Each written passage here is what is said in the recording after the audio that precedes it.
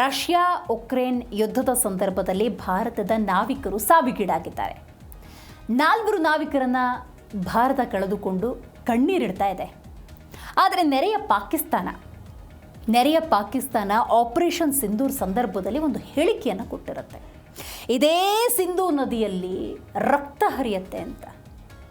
ಆದರೆ ಇವತ್ತು ಅದೇ ಪಾಕಿಸ್ತಾನ ಭಾರತ ಕೊಡ್ತಿರುವಂತಹ ರಾಜತಾಂತ್ರಿಕ ನಿರ್ಧಾರಕ್ಕೆ ತತ್ತರಿಸಿದಂತೆ ಕಾಣ್ತಾ ಇದೆ. ಪಾಕಿಸ್ತಾನದ ಬಾಯಿ ಒಣಗ್ತಾ ಇದೆ, ಬಾಯಾರಿಕೆ ಹೆಚ್ಚಾಗಿದೆ. ಯಾಕಂದರೆ ಸಿಂಧೂ ನದಿ ಅಂದ ಸಂದರ್ಭದಲ್ಲಿ ಟಿಬೇಟ್ನಲ್ಲಿ ಹುಟ್ಟುವಂತಹ ಈ ನದಿ ಭಾರತದಲ್ಲಿ ಹರಿದು ಪಾಕಿಸ್ತಾನವನ್ನು ತಲುಪಿ ನಂತರ ಸಮುದ್ರ ಸೇರುತ್ತೆ. ಆದರೆ ಪಾಕಿಸ್ತಾನಕ್ಕೆ ಇದೇ ಸಿಂಧೂ ನದಿ ಜೀವನಾಡಿ.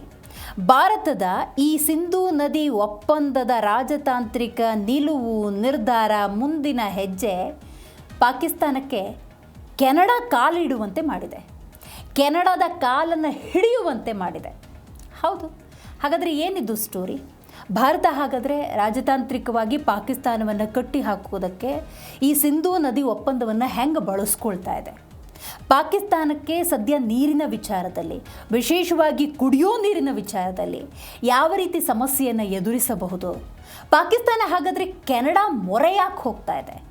ಕೆನಡಾದ ಹತ್ರ ತನ್ನ ವಿಷಯವನ್ನು ಪ್ರಸ್ತಾಪ ಮಾಡಿ ಮಧ್ಯಸ್ಥಿಕೆ ವಹಿಸುವುದು ಅಥವಾ ನೀವು ನಮಗೆ ಸಪೋರ್ಟ್ ಮಾಡಿ ಅನ್ನುವಂತಹ ಒಂದು ಬೇಡಿಕೆಯನ್ನು ಯಾಕೆ ಮುಂದಿಡ್ತಾ ಇದೆ? ಇದೆಲ್ಲವನ್ನು ನಾವಿಲ್ಲಿ ಡೀಟೇಲ್ ಆಗಿ ನೋಡ್ತಾ ಹೋಗೋಣ. ಹೌದು, ಭಾರತ ತೆಗೆದುಕೊಳ್ಳುವಂಥ ನಿರ್ಧಾರಗಳು ಪಾಕಿಸ್ತಾನಕ್ಕೆ ಕೆಲವೊಮ್ಮೆ ವ್ಯತಿರಿಕ್ತವಾದಂಥ ಪರಿಣಾಮವನ್ನು ಬೀರುತ್ತೆ. ಯಾಕಂದರೆ ಇಡೀ ಪಾಕಿಸ್ತಾನದ ಜೀವಾಳ ಇದೇ ಸಿಂಧೂ ನದಿ ಪಾಕಿಸ್ತಾನದಲ್ಲೇನು ಹುಟ್ಟೋದಿಲ್ಲ. ಆದರೆ ಹರಿಯುವ ಪ್ರಮಾಣವನ್ನು ನೋಡ್ತಾ ಹೋಗೋದಾದರೆ ಬಹಳಷ್ಟು ಒಪ್ಪಂದಗಳಾಗಿದ್ದಾವೆ. ಹರಿಯುವ ನೀರು ಸಮುದ್ರವನ್ನು ಸೇರಿದರೂ ಕೂಡ ಅಲ್ಲಿ ಹರಿಯುವ ಸಂದರ್ಭದಲ್ಲಿ ಅದು ಕೃಷಿ ಚಟುವಟಿಕೆಗಳಿರಬಹುದು ಅಥವಾ ಕುಡಿಯೋದಕ್ಕೆ ನೀರಿನ ವ್ಯವಸ್ಥೆ ಇರ್ಬೋದು. ಇದಕ್ಕೆ ಸಿಂಧೂ ನದಿಯೇ ಪಾಕಿಸ್ತಾನಕ್ಕೆ ಜೀವಾಳ. ಆದರೆ ಭಾರತ ಇಲ್ಲಿ ಸರಿಯಾದಂತಹ ಟಕ್ಕರನ್ನು ಕೊಡೋದಕ್ಕೆ ಸಿದ್ಧತೆಯನ್ನು ನಡೆಸಿರೋದ್ರಿಂದಾಗಿ ಪಾಕಿಸ್ತಾನ ಈಗ ಕೆನಡಾ ಮೊರೆ ಹೋಗಿದೆ. ಅದಕ್ಕೆ ಸಂಬಂಧಪಟ್ಟಂಥ ಒಂದಷ್ಟು ಡೀಟೇಲ್ಸನ್ನು ನೋಡ್ತಾ ಹೋಗೋಣ. ತನ್ನ ಗಡಿಯೊಳಗಿನ ಭಯೋತ್ಪಾದನೆಯನ್ನು ನಿಲ್ಲಿಸುವಲ್ಲಿ ಪಾಕಿಸ್ತಾನ ಸಂಪೂರ್ಣವಾಗಿ ವಿಫಲವಾಗಿದೆ. ಅದನ್ನು ವಿಶೇಷವಾಗಿ ಉಲ್ಲೇಖ ಮಾಡಬೇಕಾಗಿಲ್ಲ. ಜಾಗತಿಕವಾಗಿ ಪಾಕಿಸ್ತಾನದ ಧೋರಣೆ ಏನು, ಪಾಕಿಸ್ತಾನದ ಇನ್ವೆಸ್ಟ್ಮೆಂಟ್ ಅತಿ ಹೆಚ್ಚಾಗಿ ಯಾವ ಕಾರಣಕ್ಕೆ ಹೋಗ್ತಾ ಇದೆ, ಎಲ್ಲಿ ವಿನಿಯೋಗಿಸ್ತಾ ಇದೆ, ಇದೆಲ್ಲವೂ ಕೂಡ ಗೊತ್ತಿರುವಂಥ ವಿಚಾರ. ಆದರೆ ನೀರಿನ ವಿಚಾರ ಬಂದಾಗ ಪಾಕಿಸ್ತಾನದ ನಿಲುವು ನಿರ್ಧಾರಗಳು ಬಹಳ ಮುಖ್ಯ ಆಗುತ್ತೆ. ಈಗ ನೋಡಿ, ಜಾಗತಿಕ ಮಟ್ಟದಲ್ಲಿ ತಾನು ಸಂತ್ರಸ್ತ ಹೀಗೆ ಬಿಂಬಿಸ್ಕೊಳ್ಳೋದಕ್ಕೆ ಹೊಸ ನಲಿ ಕಲಿ ರಾಜತಾಂತ್ರಿಕ ನಾಟಕಕ್ಕೆ ಈಗ ಕೈ ಹಾಕಿದೆ. ಯಾರು? ಪಾಕಿಸ್ತಾನ. ಇಸ್ಲಾಮಾಬಾದ್ಗೆ ಭೇಟಿ ನೀಡಿರುವ ಕೆನಡಾ ವಿದೇಶಾಂಗ ಸಚಿವೆ ಅನಿತಾ ಆನಂದ್ ಇವರ ಮುಂದೆ ಪಾಕ್ ಉಪಪ್ರಧಾನಿ ಇಶಾಕ್ ದಾರ್ ಒಂದು ಬೇಡಿಕೆಯನ್ನು ಮುಂದಿಟ್ಟಿದ್ದಾರೆ. 1960ರ ಸಿಂಧೂ ಜಲ ಒಪ್ಪಂದವನ್ನು ಮರುಸ್ಥಾಪಿಸುವುದಕ್ಕೆ ಭಾರತದ ಮೇಲೆ ಒತ್ತಡ ಹೇರುವಂತೆ ಕೆನಡಾದ ಬೆಂಬಲವನ್ನು ಯಾಚಿಸಿದ್ದಾರೆ. ಎಗೇನ್ 1960ರ ಸಿಂಧೂ ಜಲ ಒಪ್ಪಂದವನ್ನು ಮರುಸ್ಥಾಪನೆ ಮಾಡುವುದಕ್ಕೆ ಕೆನಡಾ ವಿದೇಶಾಂಗ ಸಚಿವೆ ಅನಿತಾ ಆನಂದ್ ಇವರ ಮುಂದೆ ಮೊರೆ ಇಟ್ಟಿದೆ. ಪಹಲ್ಗಾಮ್ ಉಗ್ರ ದಾಳಿಯ ಬಳಿಕ ಭಾರತ ಸಿಂಧೂ ನದಿ ನೀರಿನ ಹಂಚಿಕೆ ಒಪ್ಪಂದವನ್ನು ಅಮಾನತುಗೊಳಿಸಿ ಕಠಿಣ ಕ್ರಮ ತೆಗೆದುಕೊಂಡಿರುವುದರಿಂದ ಪಾಕಿಸ್ತಾನ ಕಂಗಾಲಾಗಿದೆ, ದಿಕ್ಕೆಟ್ಟು ಹೋಗಿದೆ. ಭಾರತ ನೀರನ್ನು ಯುದ್ಧ ಅಸ್ತ್ರವಾಗಿ ಬಳಸ್ತಾ ಇದೆ ಅಂತ ಅಪಪ್ರಚಾರವನ್ನು ಈಗಾಗಲೇ ನಡೆಸಿದೆ. ಆದರೆ ಗಡಿಯಲ್ಲಿ ಉಗ್ರರ ಪೋಷಣೆ ನಿಲ್ಲಿಸದೆ, ರಿಪೀಟ್, ಗಡಿಯಲ್ಲಿ ಉಗ್ರರ ಪೋಷಣೆಯನ್ನು ನಿಲ್ಲಿಸದೆ ಪಾಕಿಸ್ತಾನ ವಿಶ್ವ ಬ್ಯಾಂಕ್ ಒಪ್ಪಂದದ ನೆಪದಲ್ಲಿ 3ನೇ ದೇಶದ ಮಧ್ಯಸ್ಥಿಕೆಗೆ ಗೋಗರಿತಾ ಇದೆ. ಇದು ಪಾಕಿಸ್ತಾನದ ತಂತ್ರ ಅಂತ ಹೇಳಿದ್ರೆ ತಪ್ಪಾಗೋದಿಲ್ಲ. ಆದರೆ ಈ ತಂತ್ರಕ್ಕೆ ಭಾರತ ಈಗಾಗಲೇ ದ್ವಿಪಕ್ಷೀಯ ವಿಚಾರದಲ್ಲಿ ಯಾವುದೇ ರೀತಿಯ ಬಾಹ್ಯ ಹಸ್ತಕ್ಷೇಪವನ್ನು ಮಾಡೋದಿಲ್ಲ ಅನ್ನುವಂತಹ ಸ್ಪಷ್ಟ ಸಂದೇಶವನ್ನು ರವಾನೆ ಮಾಡಿದೆ. ಹಾಗಾದರೆ ಈಗ ಪಾಕಿಸ್ತಾನದ ಸದ್ಯದ ಪರಿಸ್ಥಿತಿ ಹೇಗಿದೆ? ಪಾಪ ಪಾಕಿಸ್ತಾನಕ್ಕೆ ನೀರಿನ ನೆನಪಾಗ್ತಾ ಇದೆ. ನೋಡಿ, ಇದೇ ಪಾಕಿಸ್ತಾನ ಪಹಲ್ಗಾಮ್ ಅಟ್ಯಾಕ್ ಮಾಡಿದಾಗ ಪಹಲ್ಗಾಮ್ ಅಟ್ಯಾಕಿಗೆ ಸುಮಾರು 1 ವಾರಗಳ ಕಾಲ ಭಾರತ ಯಾವುದೇ ರೀತಿಯ ಪ್ರತಿಕ್ರಿಯೆಯನ್ನು ಕೊಡದಾಗ, ಆಪರೇಷನ್ ಸಿಂಧೂರ್ ಅನ್ನುವಂಥ ಪ್ರತಿಕ್ರಿಯೆಯನ್ನು ಕೊಟ್ಟಾಗ, ಆಪರೇಷನ್ ಸಿಂಧೂರ್ ಅನ್ನುವಂಥ ಪ್ರತಿಕ್ರಿಯೆ ಆ ಉಗ್ರರ ಅಡಗು ತಾಣಗಳಾಗಿದ್ದಾಗ, ಜಾಗತಿಕ ಮಟ್ಟದಲ್ಲಿ ಅಮೇರಿಕ ಇಲ್ಲಿ ಪಾಕಿಸ್ತಾನ ಯಾವ ರೀತಿಯ ಸಂದೇಶವನ್ನು ರವಾನೆ ಮಾಡ್ತು ಅನ್ನೋದನ್ನು ನೋಡಿದಾಗ, ಅಮೇರಿಕಾದ ಇಂಟರ್ಫಿಯರೆನ್ಸ್ ಆದಾಗ, ಪಾಕಿಸ್ತಾನ ಕೊಟ್ಟಂತಹ ಒಂದೊಂದು ಹೇಳಿಕೆ ಅಷ್ಟು ಭಾರತೀಯರ ಕಿವಿಯಲ್ಲಿ ಇನ್ನೂ ಕೂಡ ಗುನುಗ್ತಾನೆ ಇದೆ. ಇದೇ ನದಿಯಲ್ಲಿ ರಕ್ತ ಹರಿಯುತ್ತೆ ಅನ್ನುವಂಥ ಸ್ಪಷ್ಟ ಸಂದೇಶವನ್ನು ಪಾಕಿಸ್ತಾನ ಕೊಟ್ಟಿತ್ತು. ಅವತ್ತು ಟೀಕೆ ಟಿಪ್ಪಣಿಗಳು ಕೇಂದ್ರ ಸರ್ಕಾರದ ಮೇಲೆ ಬೇಕಾದಷ್ಟು ಬಂತು. 1 ವಾರ ಆಯಿತು, ಯಾವುದೇ ರೀತಿಯ ನಿರ್ಧಾರವನ್ನು ತೆಗೆದುಕೊಂಡಿಲ್ಲ. ಭಾರತದ ಹೆಣ್ಣು ಮಕ್ಕಳ ಸಿಂಧೂರವನ್ನು ಅಳಿಸಿದಂತಹ ಘಟನೆ ಇದು ಅಂತ ಹೇಳಿ ತೀವ್ರ ರೀತಿಯಲ್ಲಿ ಭಾರತೀಯರು ಆಕ್ರೋಶಗೊಂಡಿದ್ದರು. ಆವತ್ತು ಭಾರತ ರಾಜತಾಂತ್ರಿಕವಾಗಿ ಹಲವಾರು ನಿರ್ಧಾರಗಳನ್ನು ತೆಗೆದುಕೊಳ್ತು. ಅದರಲ್ಲಿ ಕುಡಿಯೋ ನೀರಿನ ವಿಚಾರ ಕೂಡ ಒಂದು. ಅದಕ್ಕೆ ಸಂಬಂಧಪಟ್ಟಂಥ ಒಂದಷ್ಟು ಮಾಹಿತಿ. ಸೇನಾ ಮುಖ್ಯಸ್ಥ ಅಸೀಂ ಮುನೀರ್ ಅಣ್ವಸ್ತ್ರ ಬಳಸಿ ಜಗತ್ತಿನ ಅರ್ಧ ಭಾಗವನ್ನು ಮುಳುಗಿಸ್ತೀವಿ ಅಂತ ಹೇಳಿದರು. Let us recall the statements of Pakistan. ಒಂದೊಮ್ಮೆ ಭಾರತದ ವಿರುದ್ಧ ಅಣ್ವಸ್ತ್ರ ದಾಳಿ ನಡೆಸಿ ಜಗತ್ತನ್ನೇ ಮುಳುಗಿಸ್ತೀವಿ ಅಂತ ಬೆದರಿಸ್ತಾ ಇದ್ದ ಪಾಕಿಸ್ತಾನದ ನಾಯಕರಿಗೆ ಭಾರತದ ಕಠಿಣ ನಿರ್ಧಾರದಿಂದಾಗಿ ಈಗ ನೀರಿನ ಮಹತ್ವ ನೆನಪಿಗೆ ಬಂದಿದ್ದು ದೈನಿಕ ಸ್ಥಿತಿಗೆ ಬಂದಿದ್ದೇವೆ. ಅಂದರೆ ದಯನೀಯ ಸ್ಥಿತಿಗೆ ಬಂದು ತಲುಪಿದೆ ಅಂತ. ಆಣೆಕಟ್ಟುಗಳನ್ನು ಧ್ವಂಸ ಮಾಡ್ತೀವಿ ಎಂದಿದ್ದ ಸೇನಾ ಮುಖ್ಯಸ್ಥ ಅಸೀಂ ಮುನೀರ್, ನಮ್ಮ ನೀರು ತಡೆದರೆ ಯುದ್ಧ ಸಾರ್ತೀವಿ ಎಂದಿದ್ದ ರಕ್ಷಣಾ ಸಚಿವ ಖ್ವಾಜಾ ಆಸಿಫ್, ಕೈಗಳನ್ನು ಕತ್ತರಿಸ್ತೀವಿ ಅಂತ ಅಬ್ಬರಿಸಿದಂಥ ಬಿಲಾವಲ್ ಭುಟ್ಟೋ ಇವರಂಥ ಹುಸಿ ಬೆದರಿಕೆಗಳನ್ನು, ಎಂತೆಂಥ ಬೆದರಿಕೆಗಳು ನೋಡಿ. ಅಣೆಕಟ್ಟುಗಳನ್ನು ಧ್ವಂಸ ಮಾಡಿಬಿಡ್ತೀವಿ, ನೀವು ನಮ್ಮ ನೀರನ್ನು ತಡೆದ್ರೆ ಯುದ್ಧ ಸಾರ್ತೀವಿ, ಕೈಗಳನ್ನು ಕತ್ತರಿಸ್ಬಿಡ್ತೀವಿ. ಇದಕ್ಕೆಲ್ಲ ಉತ್ತರವನ್ನು ಭಾರತ ಸರಿಯಾಗಿ ಕೊಟ್ಟಿತ್ತು. ಎಸ್, ಒಂದು ದಿಟ್ಟವಾದಂಥ ಸ್ಟೇಟ್ಮೆಂಟ್ ಅದು. Let us recall. ಕೇಂದ್ರ ಸರ್ಕಾರ ಅಥವಾ ಪ್ರಧಾನಿ ನರೇಂದ್ರ ಮೋದಿ ದೇಶದ ಜನತೆಯನ್ನು ಉದ್ದೇಶಿಸಿ ಒಂದು ಹೇಳಿಕೆಯನ್ನು ಕೊಟ್ಟಿದ್ದರು. ರಕ್ತ ಮತ್ತು ನೀರು ಒಂದೇ ಬಾರಿಗೆ ಹರಿಯೋದಕ್ಕೆ ಸಾಧ್ಯವಿಲ್ಲ ಅಂತ. ಭಾರತದ ಒಂದು ದಿಟ್ಟ ಹೆಜ್ಜೆ ಈಗ ಪಾಕಿಸ್ತಾನವನ್ನು ಧೂಳಿಪಟ ಮಾಡಿಬಿಟ್ಟಿದೆ. ಉಗ್ರರ ಪೋಷಣೆಯನ್ನು ನಿಲ್ಲಿಸದೆ ಅಂದು ಭಾರತದ ಮೇಲೆ ಕ್ಷಿಪಣಿ ಹಾರಿಸುವ ಅಹಂ ಮಾತುಗಳನ್ನಾಡ್ತಾ ಇದ್ದ ಅದೇ ಪಾಕಿಸ್ತಾನದ ನಾಯಕರು ಇವತ್ತು ನೀರಿಗಾಗಿ ಭಿಕ್ಷೆ ಬೇಡುವಂತಹ ಪರಿಸ್ಥಿತಿ ನಿರ್ಮಾಣವಾಗಿದೆ. ಹೌದು, ರಾಜತಾಂತ್ರಿಕವಾಗಿ ಪಾಕಿಸ್ತಾನ ಸೋತಿದೆ. ದೇಶದ ದಿವಾಳಿತನವನ್ನು ಜಗಜ್ಜಾಹೀರುಗೊಳಿಸಿದೆ. ಇವತ್ತು ಕೆನಡಾ ವಿದೇಶಾಂಗ ಸಚಿವೆ, ನೀವು ಗಮನಿಸಬಹುದು, ಅನಿತಾ ಆನಂದ್ ಅವರ ಹತ್ರ ಮೊರೆ ಇಡುವಂತಹ ಪರಿಸ್ಥಿತಿ ಬಂದಿದೆ ಅನ್ನೋದಾದರೆ, we want our water back. 1960ರ ಸಿಂಧೂ ನದಿ ಒಪ್ಪಂದವನ್ನು ಮರುಸ್ಥಾಪನೆ ಮಾಡಿ ಈ ರೀತಿಯ ಹೇಳಿಕೆಗಳನ್ನು ಅಥವಾ ಮಾತುಕತೆಯನ್ನು ಪಾಕಿಸ್ತಾನ ಮಾಡ್ತಿದೆ ಅನ್ನೋದಾದರೆ ಯಾವ ಕಾರಣಕ್ಕೆ? ಎಸ್, ಅಗೇನ್ ಸಿಂಧೂ ನದಿ. ಅವತ್ತು ರಾಜತಾಂತ್ರಿಕವಾಗಿ ಭಾರತ ತೆಗೆದುಕೊಂಡ ನಿರ್ಧಾರ ಪಾಕಿಸ್ತಾನವನ್ನು ದಿವಾಳಿ ಮಾಡಿದೆ, ರಾಜತಾಂತ್ರಿಕವಾಗಿ ಮೂಲೆ ಗುಂಪು ಮಾಡಿದೆ. ರೈಟ್, ಇದೆಲ್ಲ ಒಂದು ಭಾಗ. ಆದರೆ ನಿರಂತರವಾಗಿ ಪಾಕಿಸ್ತಾನ ಸುಳ್ಳು ಹೇಳ್ಕೊಂಡು ಬಂತು. ನಿರಂತರವಾಗಿ ಪಾಕಿಸ್ತಾನ ಹೇಳಿದಂಥ ಸುಳ್ಳನ್ನು ಕೆಲವು ಭಾರತೀಯರು ಒಪ್ಪಿಕೊಂಡಿದ್ದರು, ಇರಬಹುದೇನೋ ಅನ್ನುವಂಥ ಸನ್ನಿವೇಶ ಕೂಡ ನಿರ್ಮಾಣ ಆಗಿತ್ತು. ಆದರೆ ಇವತ್ತು 24 ಕೋಟಿ ಜನ ಸಾಯ್ತಿದ್ದಾರೆ ಅನ್ನುವಂಥ ವಿಚಾರವನ್ನು ಕೂಡ ಅವತ್ತು ಉಲ್ಲೇಖ ಮಾಡಿದರು. ಹಾಗಾಗಿ ಇದೊಂದು ರೀತಿ ಜಾಗತಿಕ ಮಟ್ಟದಲ್ಲಿ ಭಾರತ ಹಾಗಾದರೆ ಪಾಕಿಸ್ತಾನಕ್ಕೆ ಏನಪ್ಪ ಮಾಡ್ತಿದೆ ಅನ್ನುವಂತಹ ಆತಂಕವನ್ನು ತಂದೊಡ್ಡಿತ್ತು. ಅದಕ್ಕೆ ಸಂಬಂಧಪಟ್ಟಂಥ ಒಂದಷ್ಟು ಡೀಟೇಲ್ಸನ್ನು ನೋಡ್ತಾ ಹೋಗೋಣ. ಯಾಕಂದರೆ ನಿರಂತರವಾಗಿ ಒಂದಲ್ಲ ಒಂದು ಸುಳ್ಳನ್ನು ಜಾಗತಿಕ ಮಟ್ಟದಲ್ಲಿ ಹೇಳಿಕೆಯ ರೂಪದಲ್ಲಿ ಕೊಟ್ಟು ದಿಕ್ಕು ತಪ್ಪಿಸುವಂತಹ ಪ್ರಯತ್ನವನ್ನು ಪಾಕಿಸ್ತಾನ ಮಾಡಿತ್ತು. ಭಾರತವನ್ನು ಅಪರಾಧಿ ಸ್ಥಾನದಲ್ಲಿ ನಿಲ್ಲಿಸುವಂತಹ ಎಲ್ಲ ಪ್ರಯತ್ನಗಳನ್ನು ಮಾಡ್ತಾ ಬಂತು. ನೀರಿಲ್ಲದೆ 24 ಕೋಟಿ ಜನ ಸಾಯುತ್ತಿದ್ದಾರೆ ಎಂದು ಜಾಗತಿಕ ವೇದಿಕೆಗಳಲ್ಲಿ ಮೊಸಳೆ ಕಣ್ಣೀರು ಸುರಿಸ್ತಾ ಇರುವಂತಹ ಪಾಕಿಸ್ತಾನದ ಕುತಂತ್ರಕ್ಕೆ ಭಾರತ ಹಾಗೂ ಸೂಕ್ತ ಖಡಕ್ ಉತ್ತರವನ್ನು ಕೊಟ್ಟಿದೆ.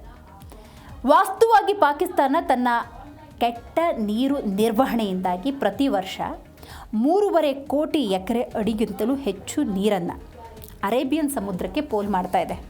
ಅಂದರೆ ವಾಸ್ತವ ಏನು ಅಂತ ಅರ್ಥ ಮಾಡಿಸ್ಕೊಳ್ಳುವಂಥ ಒಂದು ಪ್ರಯತ್ನ. ಇದನ್ನು ಸ್ವಲ್ಪ ಡೀಟೇಲಾಗಿ ನಾನು ಅರ್ಥ ಮಾಡಿಸ್ತೀನಿ ನೋಡಿ.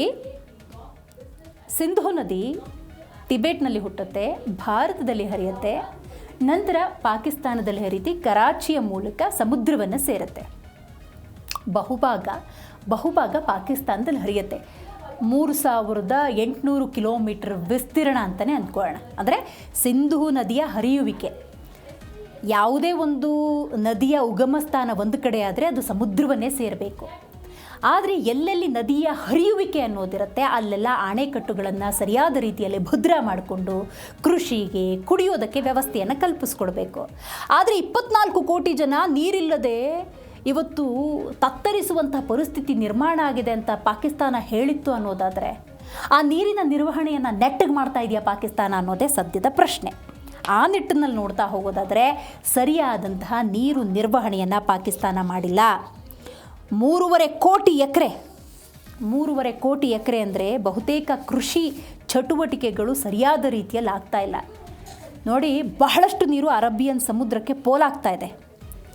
ತನ್ನ ಸ್ವಂತ ಅಧ್ಯಕ್ಷತೆಯನ್ನು ಮುಚ್ಚಿಟ್ಟು, ಅಂದರೆ ಎಷ್ಟು ವಿಫಲವಾಗಿ ಕಾರ್ಯನಿರ್ವಹಣೆ ಮಾಡ್ತಿದ್ದಾರೆ ಅನ್ನುವಂಥ ವಿಷಯವನ್ನು ಮುಚ್ಚಿಟ್ಟು ಭಾರತದ ಜಲವಿದ್ಯುತ್ ಯೋಜನೆಗಳಿಗೆ ಅಡ್ಡಿಪಡಿಸುವ ಕಾಯಕ ಮಾಡ್ಕೊಂಡಿದೆ. ರೈಟ್, ಈ ಜಲವಿದ್ಯುತ್ ಯೋಜನೆಗಳು ಅಂತ ಯಾಕೆ ಬಂತು ಅನ್ನೋದನ್ನು ಒಂದು 2 ನಿಮಿಷದಲ್ಲಿ ಹೇಳ್ಬಿಡ್ತೀನಿ.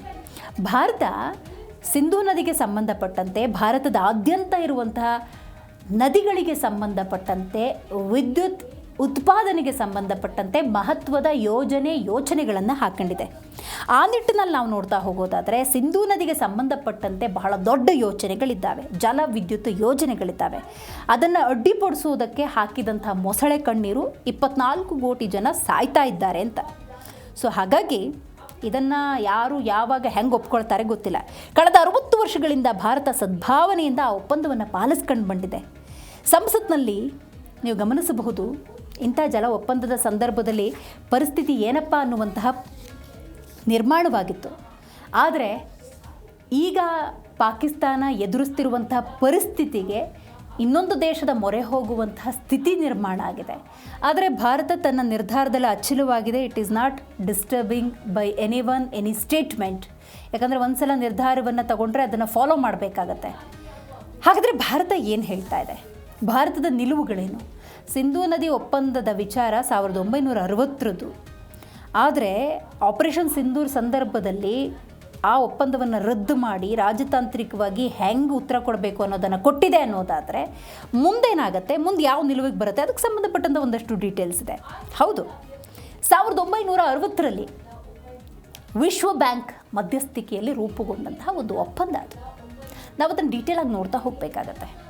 ಪಾಕಿಸ್ತಾನಕ್ಕೆ 80% ನಾವಾಗಲೇ ಉಲ್ಲೇಖ ಮಾಡ್ತಾ ಇದ್ವಿ. 1960ರ ಸಿಂಧೂ ಜಲ ಒಪ್ಪಂದವನ್ನು ಸದ್ಭಾವನೆಯಿಂದ ಭಾರತ ಪಾಲಿಸ್ಕೊಂಡು ಬಂದಿದೆ. 80% ನೀರನ್ನು ಹರಿಬಿಟ್ಟಿರುವಂತಹ ಬಹಳ ದೊಡ್ಡ ಒಪ್ಪಂದ ಅದು. We can understand the dependency of Sindhu ನದಿ ಎಕ್ಸ್ಟ್ರೀಮ್ ಇದೆ ಪಾಕಿಸ್ತಾನಕ್ಕೆ. ಬಟ್ ಹಾಗಾದರೆ ಒಪ್ಪಂದ ಏನಾಗಿತ್ತು, ಅದನ್ನು ಯಾವ ರೀತಿ ಭಾರತ ಪಾಲನೆ ಮಾಡ್ಕೊಂಬಂದಿದೆ, ಎಂಥ ಸಿಚುವೇಷನಲ್ಲಿ ಅದನ್ನು ರದ್ದು ಮಾಡ್ತು ಅಂತ. 1960ರಲ್ಲಿ ವಿಶ್ವ ಬ್ಯಾಂಕ್ ಮಧ್ಯಸ್ಥಿಕೆಯಿಂದ ರೂಪುಗೊಂಡ ಸಿಂಧೂ ಜಲ ಒಪ್ಪಂದ ಪಾಕಿಸ್ತಾನಕ್ಕೆ 80% ನೀರನ್ನು ಒದಗಿಸಿದ ಅನ್ಯಾಯದ ಒಪ್ಪಂದ. ಬದಲಾದ ಇಂದಿನ ಕಾಲಘಟ್ಟದಲ್ಲಿ ಹವಾಮಾನ ಬದಲಾವಣೆ, ಹಿಮನದಿಗಳ ಕರಗುವಿಕೆ ಜೊತೆಗೆ ಭಾರತದ ಹೆಚ್ಚುತ್ತಿರುವ ಜಲ ಬೇಡಿಕೆಗೆ ತಕ್ಕಂತೆ ನಿಯಮಗಳ ಮರುಪರಿಶೀಲನೆ ಅನಿವಾರ್ಯ. ಇನ್ನು ಭಯೋತ್ಪಾದನೆಯನ್ನೇ ರಾಜ್ಯ ನೀತಿಯಾಗಿ ಮಾಡ್ಕೊಂಡ್ಬಿಟ್ಟಿದೆ ಪಾಕಿಸ್ತಾನ. ಇದು ಭಾರತದ ಅಸ್ತಿತ್ವಕ್ಕೆ ಧಕ್ಕೆ ತರ್ತಿರುವಂತಹ ಪಾಕಿಸ್ತಾನಕ್ಕೆ ಒಪ್ಪಂದ ಅಮಾನತುಗೊಳಿಸುವ ಮೂಲಕ ಕಠಿಣ ಪಾಠವನ್ನು ಕಲಿಸಿದೆ. ಮಾಹಿತಿ ವಿನಿಮಯವನ್ನು ಸಂಪೂರ್ಣವಾಗಿ ಸ್ಥಗಿತಗೊಳಿಸಿರುವ ಭಾರತ ತನ್ನ ಸಾರ್ವಭೌಮ ಹಕ್ಕನ್ನು ಚಲಾಯಿಸ್ತಾ ತನ್ನ ಪಾಲಿನ ಹನಿ ನೀರನ್ನು ಯೋಜನೆಗಳಿಗೆ ಕೊಡೋದಕ್ಕೆ ನಿರ್ಧಾರವನ್ನು ಮಾಡಿದೆ. ಹೌದು, ಈಗ ಭಾರತದ ನದಿಗಳು ಅಂದಾಗ ಭಾರತದ ನದಿಗಳು ಇತರ ರಾಷ್ಟ್ರಗಳಲ್ಲಿ ಹರಿಯುತ್ತಿದ್ದರೂ ಕೂಡ ಕೆಲವೊಂದು ಒಪ್ಪಂದಗಳ ಪಾಲನೆಯನ್ನು ಕಟ್ಟುನಿಟ್ಟಾಗಿ ಮಾಡಬೇಕಾಗತ್ತೆ.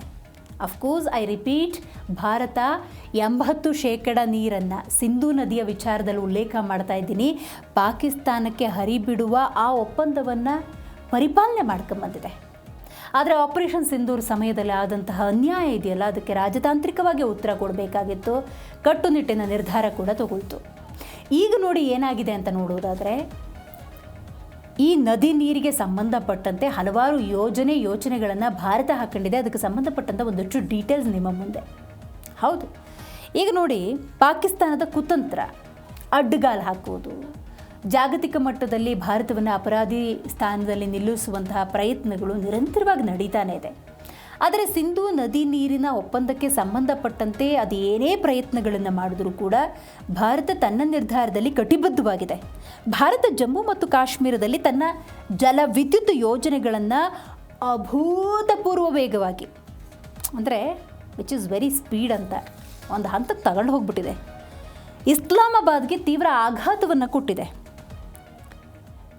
ಕೆಲವೊಂದು ಯೋಜನೆಗಳನ್ನು ಉಲ್ಲೇಖ ಮಾಡ್ತೀನಿ. ಕಿರು ಮತ್ತು ಪಾಕಲ್ ದುಲ್ ಈ ಯೋಜನೆಗಳನ್ನು ನಾನು ಉಲ್ಲೇಖ ಮಾಡೋದಾದರೆ 624 ಮೆಗಾವ್ಯಾಟ್ ಕಿರು, ಪಾಕಲ್ ದುಲ್ 1000 ಮೆಗಾವ್ಯಾಟ್ ಯೋಜನೆಗಳು ಶೀಘ್ರದಲ್ಲೇ ಕಾರ್ಯಾರಂಭ ಮಾಡ್ತಾ ಇದ್ದಾವೆ. ಜಮ್ಮು ಕಾಶ್ಮೀರದಲ್ಲಿ ಒಟ್ಟು 5500 ಮೆಗಾವ್ಯಾಟ್ ಸಾಮರ್ಥ್ಯದ ಬೃಹತ್ ಯೋಜನೆಗಳನ್ನು ಪೂರ್ಣಗೊಳಿಸುವುದಕ್ಕೆ ಕೇಂದ್ರ ಸರ್ಕಾರ ಎಲ್ಲ ತಯಾರಿಯನ್ನು ಮಾಡಿದೆ. ಈ ಹಿಂದೆ ಭಾರತದ ಸಣ್ಣ ಯೋಜನೆಗಳಿಗೂ ಅಂತಾರಾಷ್ಟ್ರೀಯ ವೇದಿಕೆಗಳಲ್ಲಿ ತಡೆಯಾಜ್ಞೆಯನ್ನು ತರ್ತಾ ಇತ್ತು. ಹೌದು. ಸೊ ಹಾಗಾಗಿ ಪಾಕಿಸ್ತಾನ ಯಾವುದೇ ತಗಾದಿಯನ್ನು ತೆಗೆದರೂ ಕೂಡ ಅದಕ್ಕೆ ಸೊಪ್ಪು ಹಾಕದೇ ಇರುವುದಕ್ಕೆ ಭಾರತ ನಿರ್ಧರಿಸಿದೆ.